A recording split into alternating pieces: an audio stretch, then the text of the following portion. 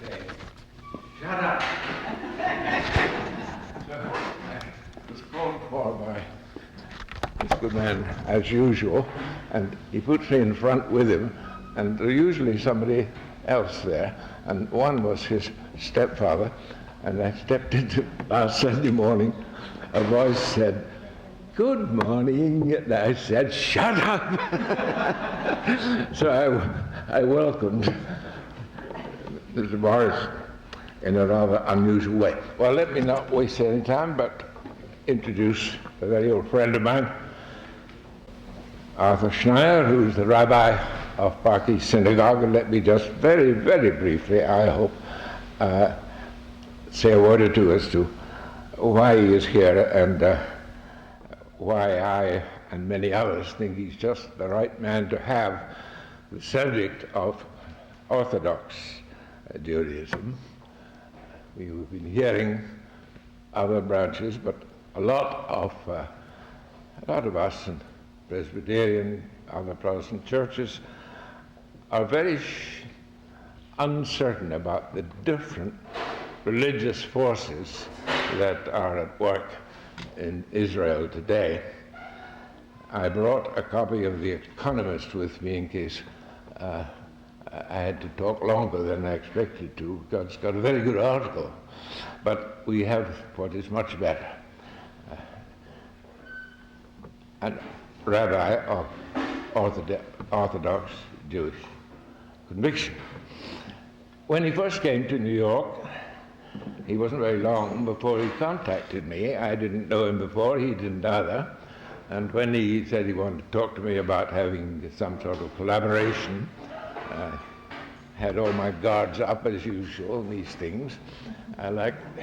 You know what an ecumeniac is? An ecumeniac is a person who says any religion is better than mine. And I didn't want to get involved in anything of this kind, but it wasn't long before I realized that Rabbi Schneier and I had the same views on this.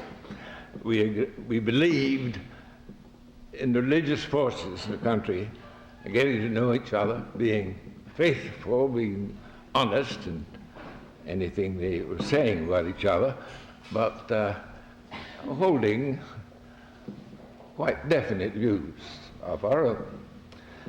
And so we have worked on this. I can't forget the day when I asked him to come on my television show. I forget what it was called at the time, but I was interviewing members of different religious communities.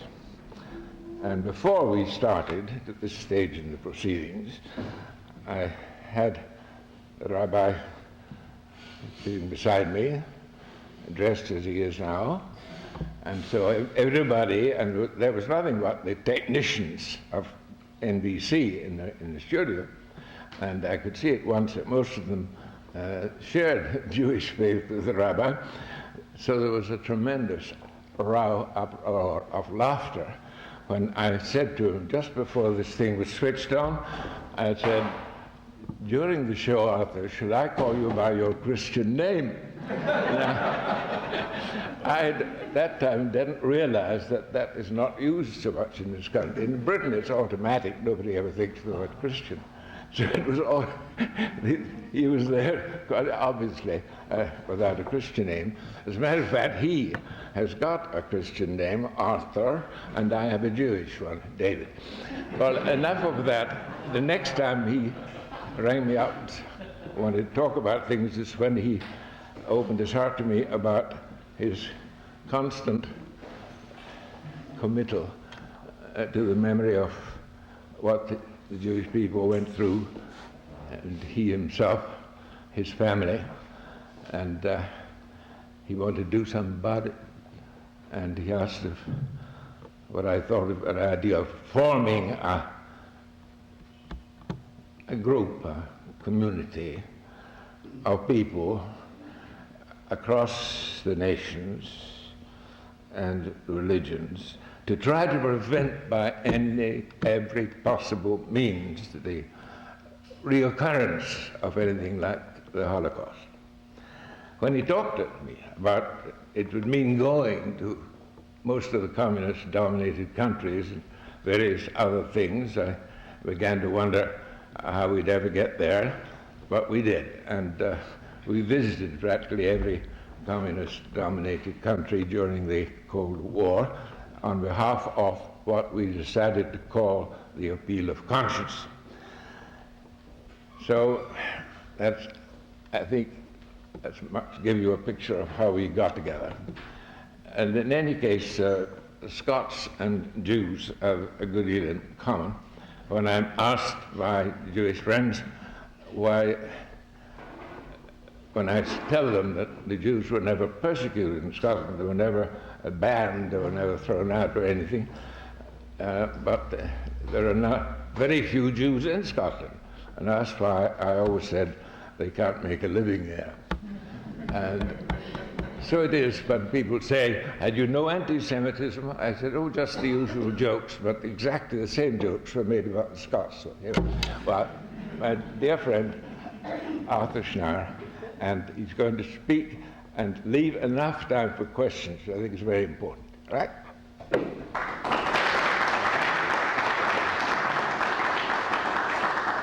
Excuse me, I meant to conclude my remarks with a brief prayer. Please. O God, Father of us all, guide us in our thinking in these troubled days, that we may seek the truth, that we may seek thy will. Hear this our prayer. Amen.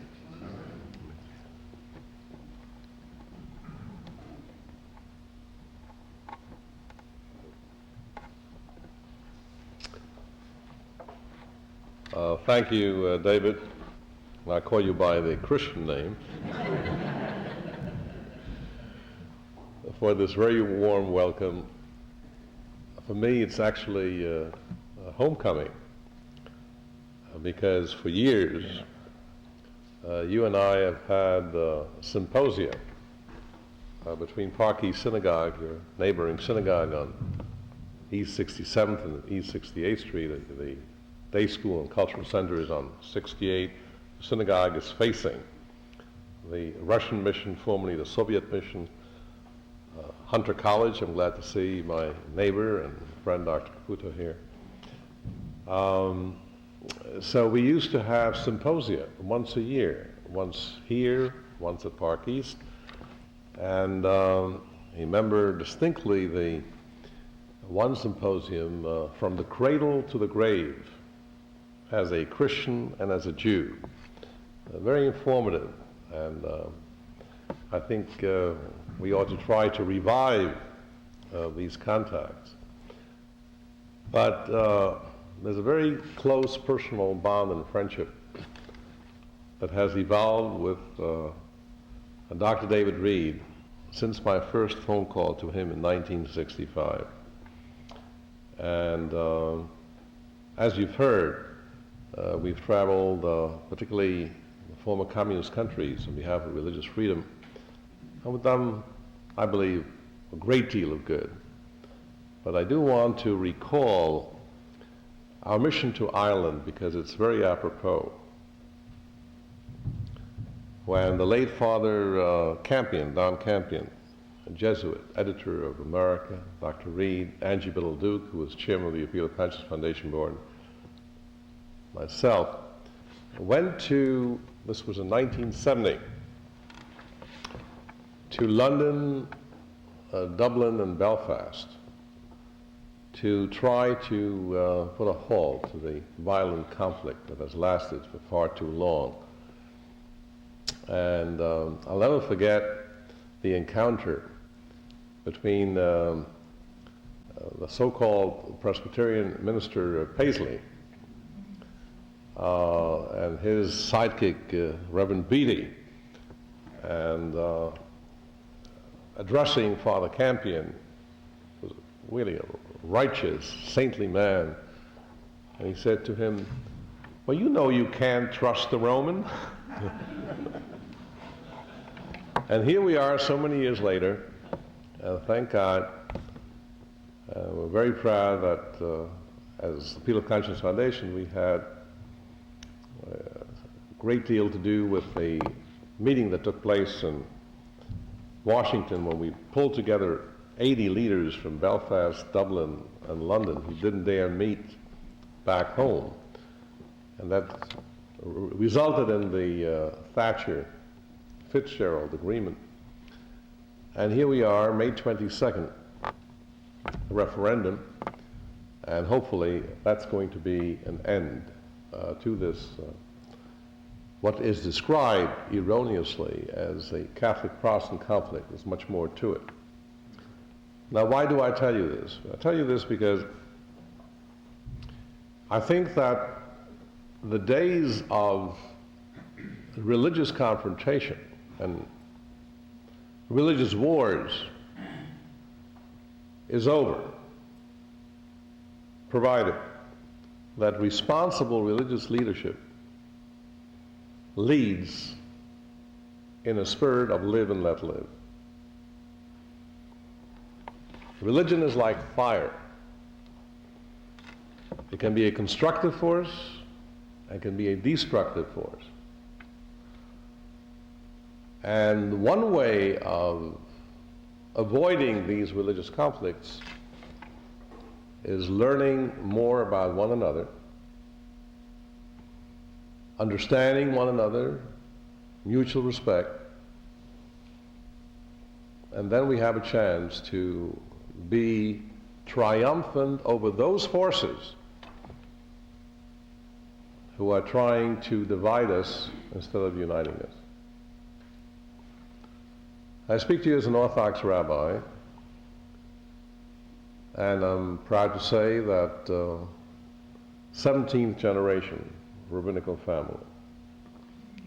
And just a few weeks ago, I was proud to install my son, who is my associate, now established his own congregation in the Hamptons as president of the New York Board of Rabbis. So we have a bit of continuity and frame of reference. And I've had many dealings with the Orthodox churches, the Ecumenical Patriarch in Istanbul, the Greek Orthodox Church, the Russian Orthodox Patriarchs. Dr. Reed has been along on many of these missions. And after one of our missions from Moscow, seeing Archbishop Jacobus, the former primate of the Greek Orthodox Church, giving him a report about the meeting with the Patriarch of Moscow. So I embraced him. And you know, Orthodox kiss a great deal. So I kissed him 3 times. You should know that. Beard and all. Beard and all. And he turned to me and said, "Arthur, you're spending too much time in Moscow. We Greeks kiss only twice and not 3 times."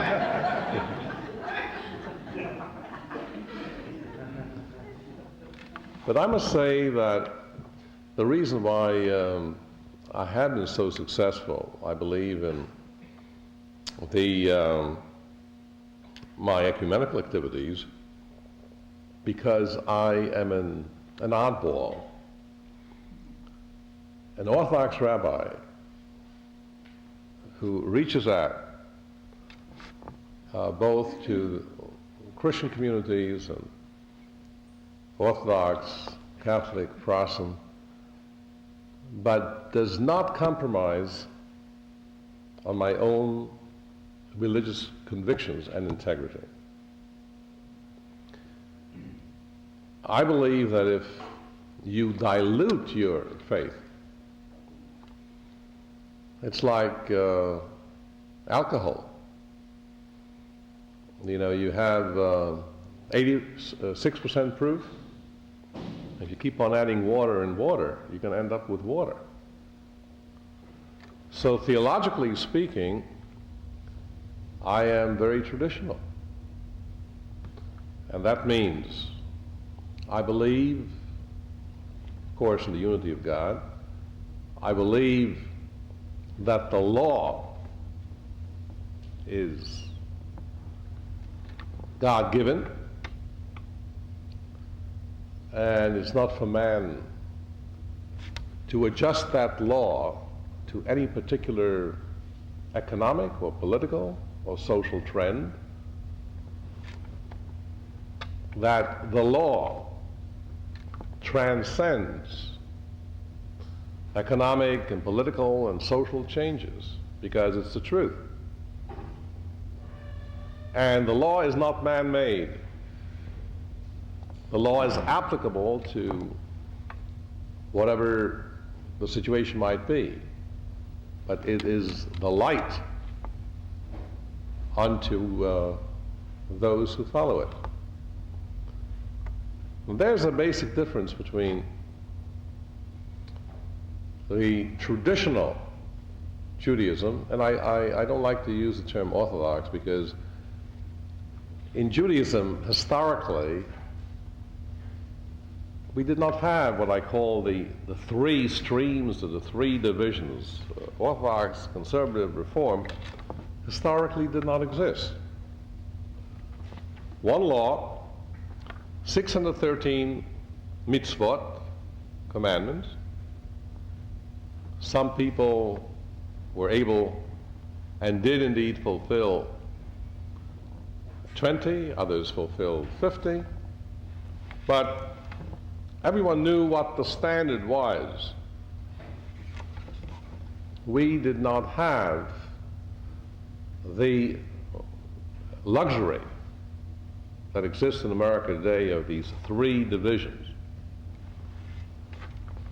And I don't believe in hyphenated Judaism. And I don't believe in hyphenated Judaism because as a Holocaust survivor, I can tell you that when Jews were hurled into the cattle cars, including my own grandparents, no differentiation was made whether you were a Jew from Germany or from Vienna,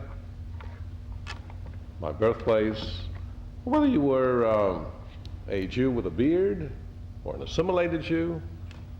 Equality in persecution, discrimination. So I don't believe in this hyphenated Reformed Jew, conservative Jew, Orthodox Jew. You're a Jew, period. There are theological differences. But historically, you have to understand that actually Reformed Judaism was created in Germany as part of the emancipation. And those thinkers of Judaism at the time felt that by dropping the Hebrew language and by substituting for Jerusalem, Berlin, and by changing the Sabbath from Saturday to Sunday, that is going to make them really good Germans, be accepted. But Hitler proved that theory wrong. It really didn't matter, did it? And then Reformed Judaism exported Reform thinking to the United States. Because the original settlers, the first 23 Jews who came to New Amsterdam from Brazil, were Sephardi traditional Jews. Spanish-Portuguese synagogue is the oldest synagogue in New York. Traditional synagogue, an Orthodox synagogue. Conservative Judaism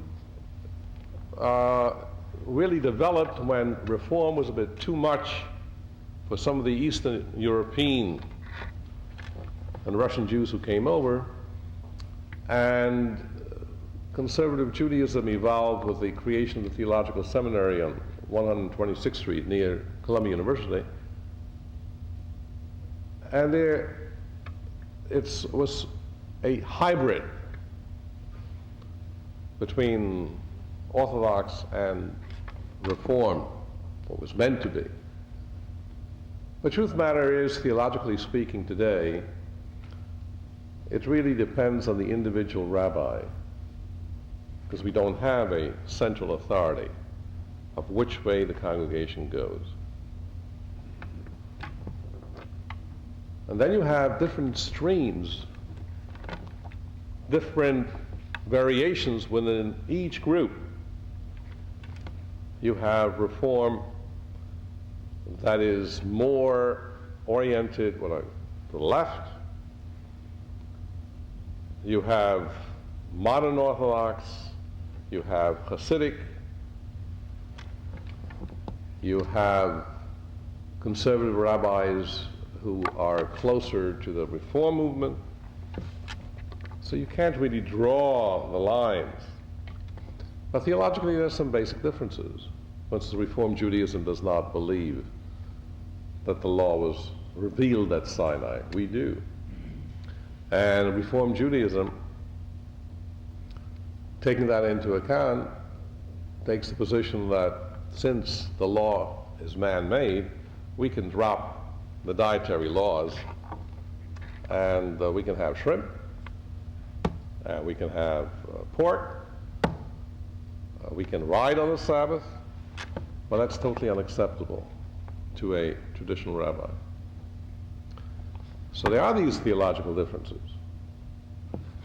And there are also differences in terms of practice. Come to Park East Synagogue or any traditional synagogue, we still follow the tradition of some of the European churches. And our Byzantine Moorish historic landmark, you'll find that the women have the women's balcony. So we do not have mixed seating during our services. Reform Judaism, you have no prayer shawl, you have no skull cap.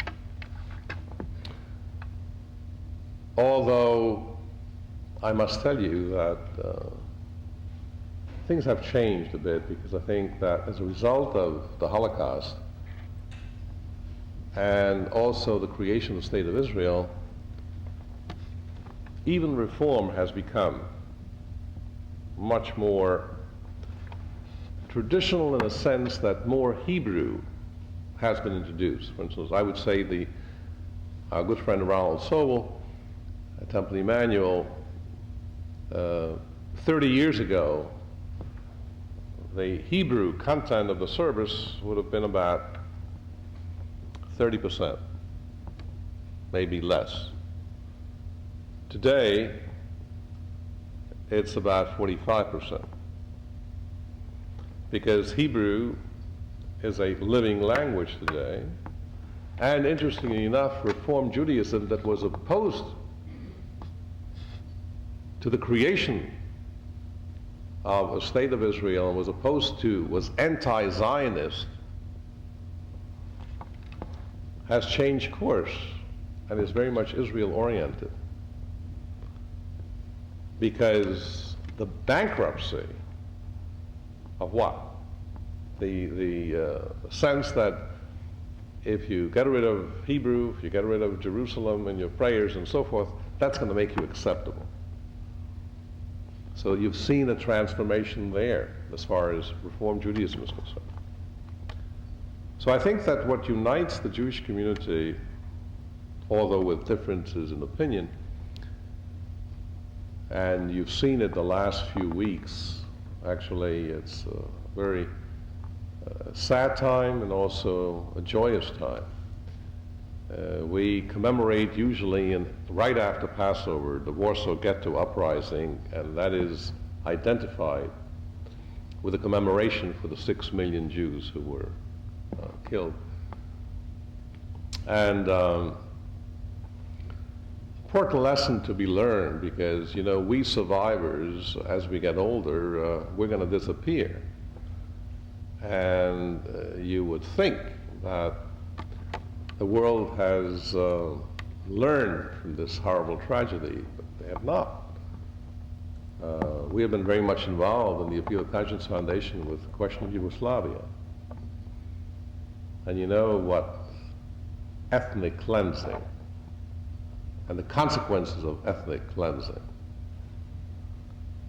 And we're actually on May 20th, we're bringing over the leader of the Islamic community, Wesley Marcherich from Sarajevo, and Cardinal Kuharic Cardinal Pujic, the Archbishop of Sarajevo, and Metropolitan Nikolai, the Metropolitan of Serbian Orthodox Church.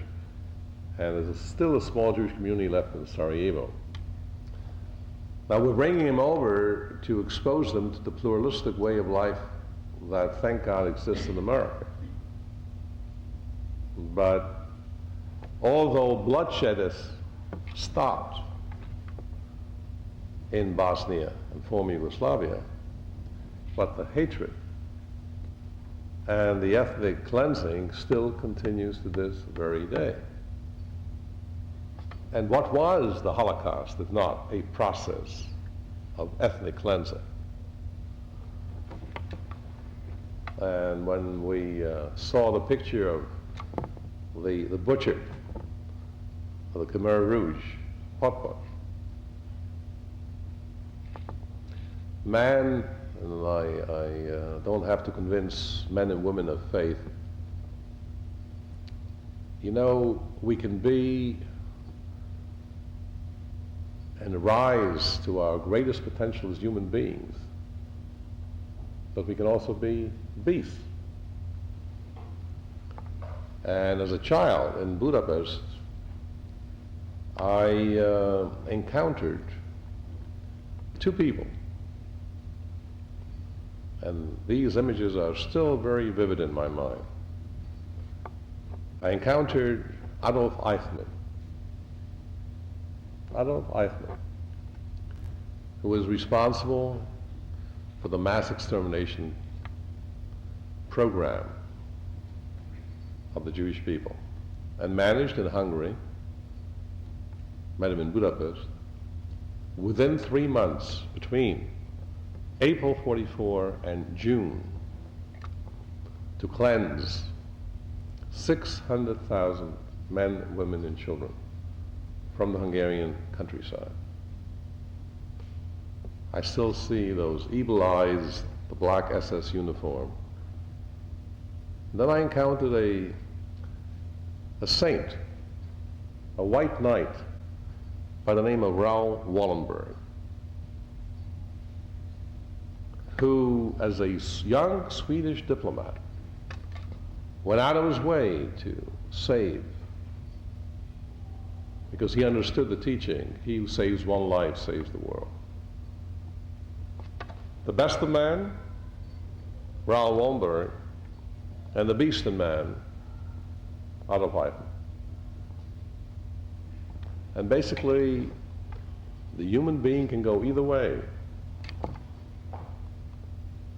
And there was a whole discussion that the angels had with God, whether God was wise to create man. A very famous midrash. Was it wise to create man? And basically God gave us a potential. We can do good, or we can do evil. We can follow his ways of being just, compassionate, caring, or we can be just brutal. And that's what wars are all about. So, I would say that the Jewish community in the United States, which is about 6 million, and the largest Jewish community in the world, the second largest Jewish community in the world today is Israel. A very interesting shift, demographic shifts, because before World War II, you had most of the Jews living where? Poland, 3 million, Eastern Europe. In Poland today, you have about 5,000 Jews. So then you had many of the Jews coming from the Arab lands, Ethiopia included. The Russian immigration of 1 million in Israel. And truthfully, the Jewish community in New York has grown. Our numbers were going down until 250,000 Russian Jews came to New York. And you find them in Flatbush and Coney Island and Brighton Beach. If you have never been to Coney Island or Brighton Beach, some great restaurants, the Odessa restaurant, and you think it's Moscow or St. Petersburg. So you've seen a shift. The greatest concern for the American Jewish community is, on one hand, assimilation, secularism, because while we have close to 6 million Jews, I doubt very much whether more than half have any kind of affiliation with either a Reform or Orthodox or conservative synagogue.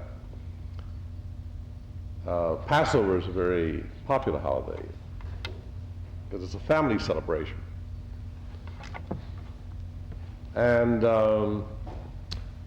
you hear a great deal about pluralism, lack of pluralism in Israel.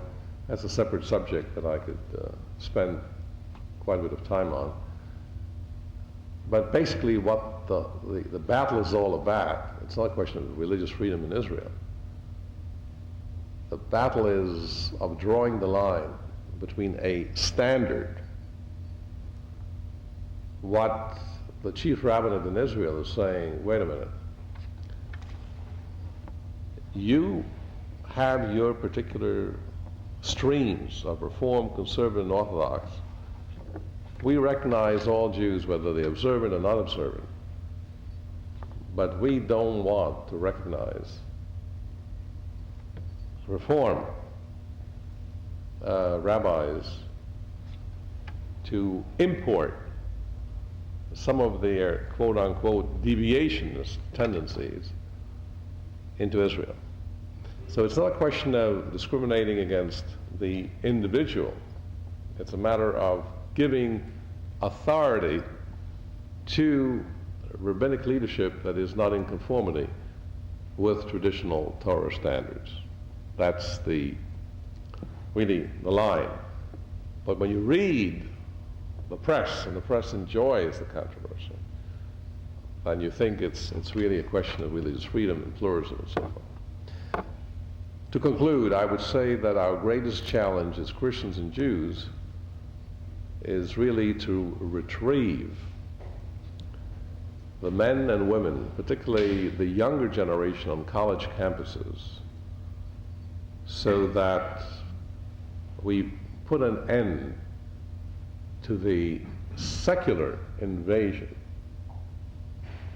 because secularization has taken its toll on Christians and Jews alike. And this requires a great deal of attention, because any man and woman of faith will do good and not evil. Thank you. We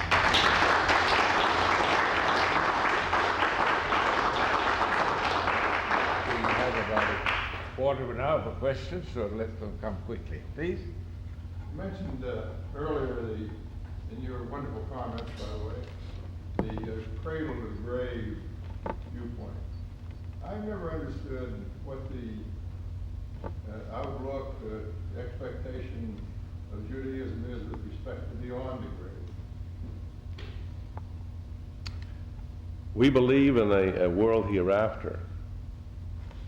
We believe in a reward for the good deeds that a man and woman performs on earth. In fact, the whole idea is to perform as many mitzvot, bar mitzvah. At the age of 13, the son of the good deed, bat mitzvah, the daughter of a good deed. But we do not have a specific location in terms of hell and heaven. We also believe that this world and the world hereafter, it's a continuum. That this world is not a vestibule, as some do, but it's a continuum. Continuity of life. in this world and the world hereafter.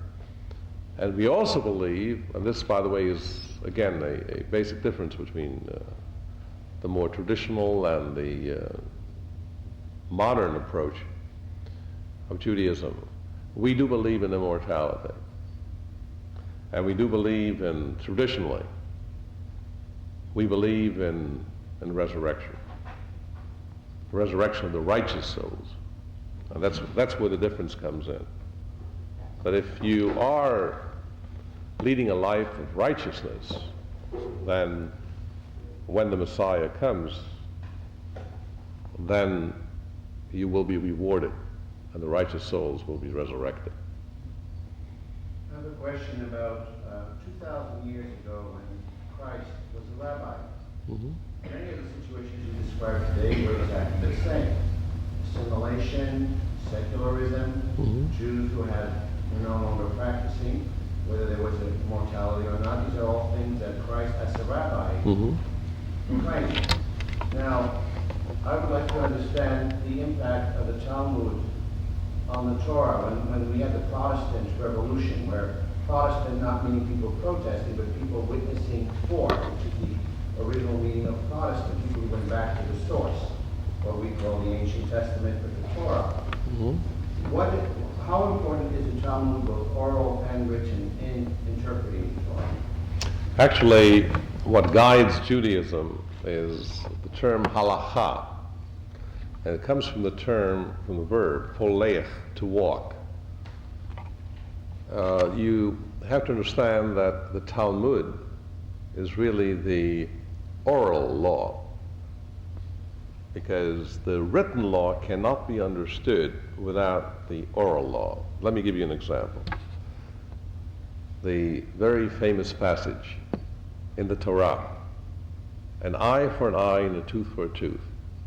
Now, if you take that literally, that means that if I take your eye out, then that's exactly the retribution. But that's not what the intent of the law is. It means punishment, it means compensation, it means, medical indemnification. And the oral law explains all this, so that if you really want to understand the 5 books of Moses and the prophets, then you have to be guided by this oral law that was finally and wisely put down in the Talmud during the Babylonian exile. And by the way, you have 2 Talmuds. You have the Babylonian and you have the Jerusalem.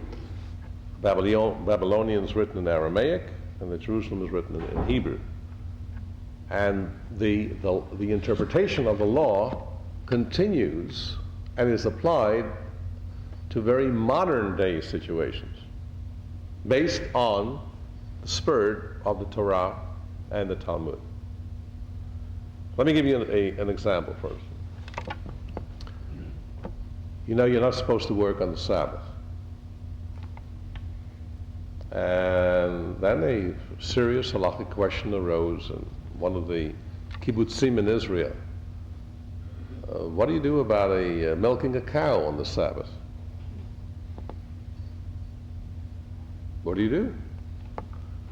Well, based on the Talmud, and then going back to the source, the Torah, the rabbinic ruling, and it's a constant process, concluded that there is an overriding issue, a principle called tsar balachayim.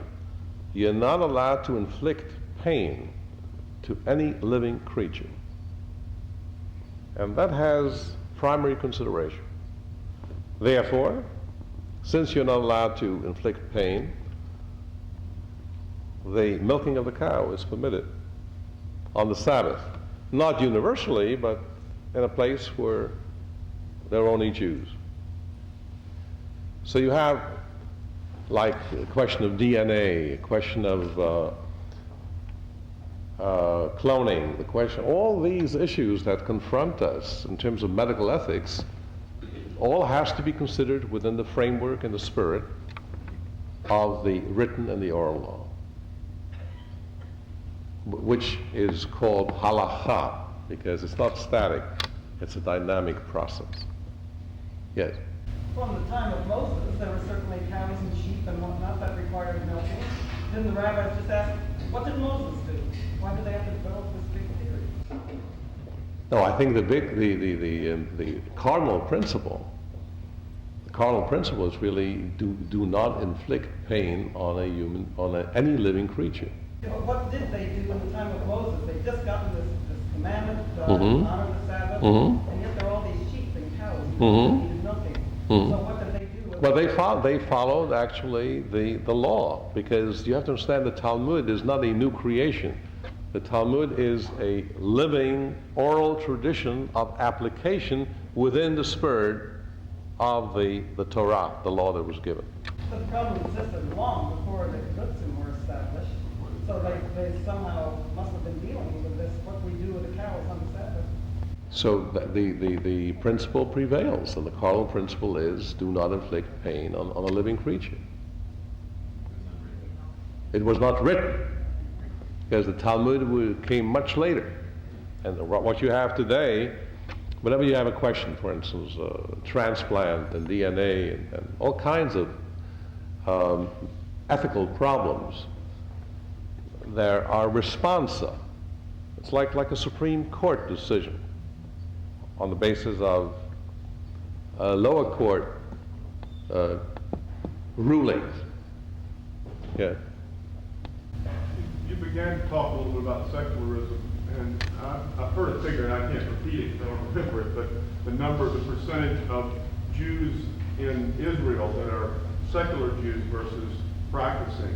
Is that a risk that you see to the state of Israel? And can you talk about that a little bit? Yeah, there is no question that you have a two-way process taking place, both here and in Israel. And it's accentuated more in Israel because, they live together. You have never seen as much Torah study and Jewish pride in the United States as you see it today. That's one phenomenon.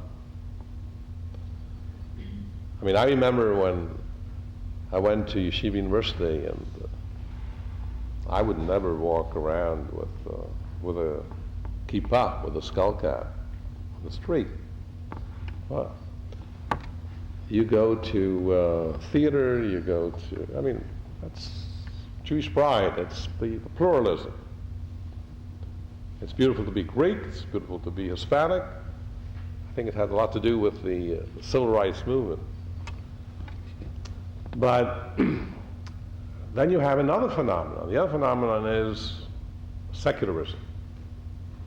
So on one hand you have growth, on the other hand you have assimilation and mobility. And you do have problems because unfortunately in Israel there are also some religious groups, like anywhere else in the world today, who are much more fundamental extremists in their views and intolerant of those who do not observe the Sabbath, for instance. So that, and then you have the secularists who are trying to provoke these people. So that when you have, let's say, on the Sabbath in Jerusalem, where mostly Hasidic Jews live in a given section, and then you have some secular Jews who are trying to provoke them by driving through with trucks and so forth, that potentially has clashes and confrontations, as there have been. So yes, there is this tension between the secularists, which still also goes back to the founders of Israel. The founders of Israel were the socialists, not the religious, because the religious stayed back in Poland and Eastern Europe. Only the pioneers were not the religious people. Pioneers were the secularists. That's how the Labour Party was found. But you have a changing of the guard in Israel today. And the changing of the guard, you have Sephardic Jews who came from Africa, who are much more traditional. You have a new generation of traditional Jews, and to some extent, the country is very much divided among the secular, and the religious. Yes. Could you comment about the status of Arab citizens of Israel? In the state of Israel, there are about close to 1 million Arabs residing in the state of Israel. They have advanced considerably in comparison to the lifestyle and privileges, education, social benefits compared to Arabs living, let's say, in Jordan, or Arabs living in Egypt. Politically, though, they cannot serve in the Israeli armed forces. The Druze do serve in the Israeli armed forces. Arabs do not. I think with time, though, for instance, there are intermarriages between Arabs and Jews in Israel today. With time, I think even some of these political barriers, let's say non-eligibility in the army and so forth, will disappear. But you also have to take a political view of this whole situation. If the peace process will continue, and I believe it will, because Palestinians and Arabs will have to get used to the idea of living in the same space, then the political role of the Arab population within Israel is going to be a full-fledged, equal role. So there's a correlation, because if you remember when Saddam Hussein was sending the Scud missiles against Israel, and that was a very painful discovery, some of the Israeli citizens who are Arabs were jubilant. Or when we had a threat just recently about another of Saddam Hussein's exploits, you also had these kinds of manifestations. So there is a bit of guardedness in giving them all the political rights. But you do have the Arab population very much democratically represented in the Knesset. And the truth of the matter is that the Labour Party, both Rabin and Shimon Peres, had their majority in terms of the approval of the Oslo agreement with the support of the Arab members of the Knesset.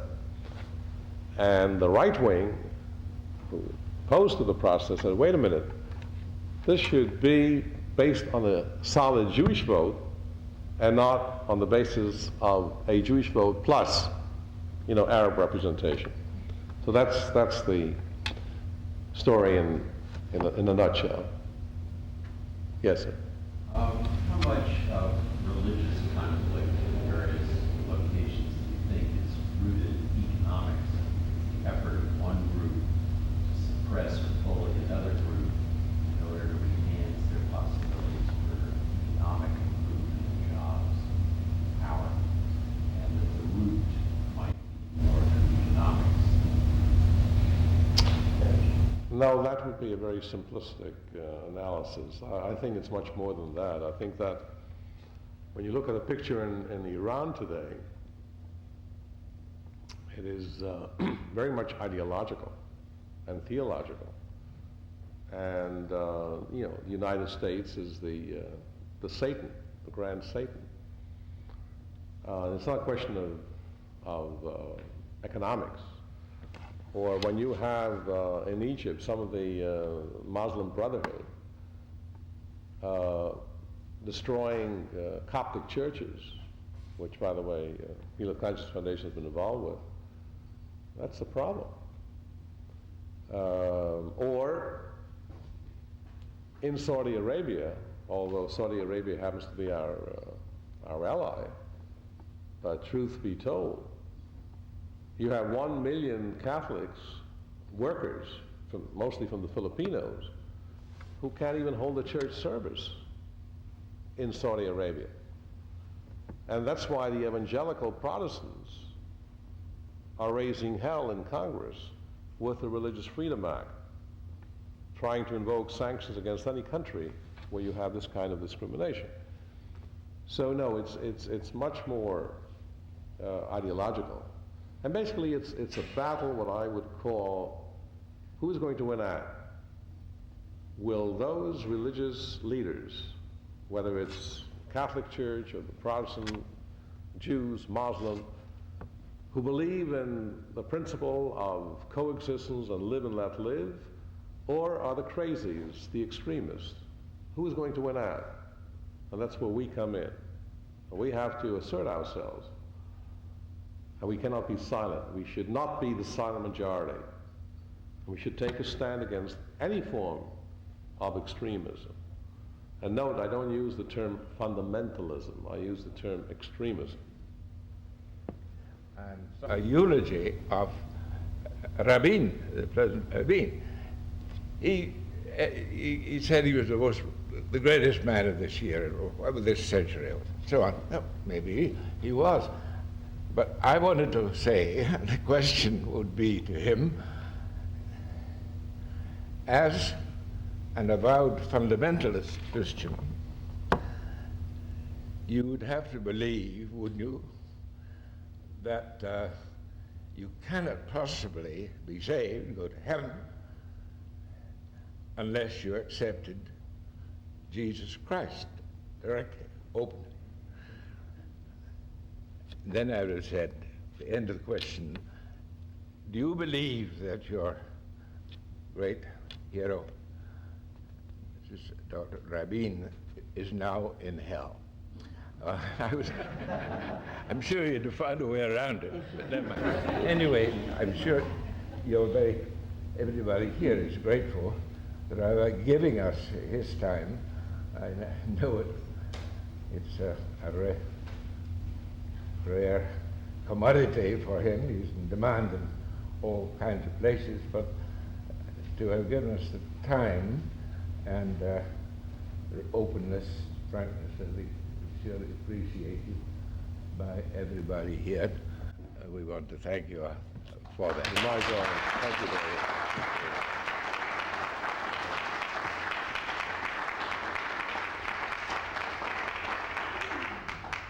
May the Lord bless you and keep you. The Lord make his face to shine upon you and be gracious unto you. The Lord lift up his countenance upon us and give us peace. Amen. Amen. David, see the light. That's just great.